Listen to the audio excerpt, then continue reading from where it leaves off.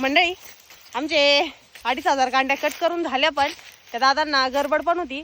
ते आले पण त्यांचे स्टिक घेऊन पण गेले आणि आमचं चालू झालंय पाणी भरायचं काम. तसं आम्हाला आधी ना ह्या प्लॉटला फ्लोअरनीच पाणी भरायचं होतं बरं का, पण वेळेअभावी आणि तसंच मनुष्यबळाअभावी आम्ही ड्रिपच्या नळ्यात चालू केलंय. आणि तृप्तीच्या पप्पांचं बघा इकडे काय चालू आहे. हे पहा, ज्या नळ्या लिकेज आहेत त्याला चिकट टेप लावून राहिले. वयो, पण तुम्ही लाईटीची चिकट टेप लावून राहिले ते चालत आहेत का त्याला? एकदम ओके मध्ये काम होऊन जातं. काय सांगतोय? चालू पाण्यात लावा लागायचे. हो का?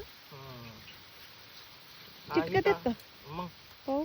हे काय इथं तर लय मोठं होतं तुटलेलं. मग साऱ्या नळीला जॉईंट होती सगळी.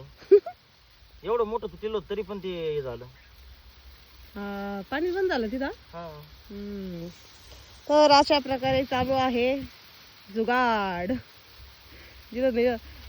तसं तृप्तीचे पप्पा आहे ना, हे गिनी गवत तोडताना म्हणा किंवा इतर वेळेस कोणत्याही गवत तोडताना नळ्यांची लय काळजी घेतात. पण ह्या वेळेस काय माहिती काय झालं, धड कोयते लागलेले आहेत नळ्यांना.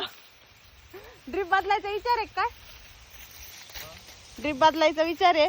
टाकायचं नाही 20 mm टाकायचं एक नळी. या दोन टाकायचं ना आपण. हा, 20 mm ची एकच नळी टाकायचा विचार आहे. म्हणजे आता बरेच दिवस झाले बरं का तसं मंडळी, लय दिवस झाले, लय दिवसाचं ड्रिप झालंय. त्याच्यामुळं एका सरीमध्ये 2-2 नळ्या टाकलेल्या आहे. हे पा इथलं 5 पण गोळा करायचं बाकी आहे. पण आज बियाण्याचं पार्सल पण टाकायला जायचं लोणीला. ते 3 वाजता बंद होऊन जातं. तर त्याच्यामुळं कसं इथं पाणी जर भरीत बसलं तर ते काम राहून जाईल. आणि ते काम करून येऊन पाणी भरायचं म्हणलं तर लाईट एवढ्या वेळ टिकणार नाही.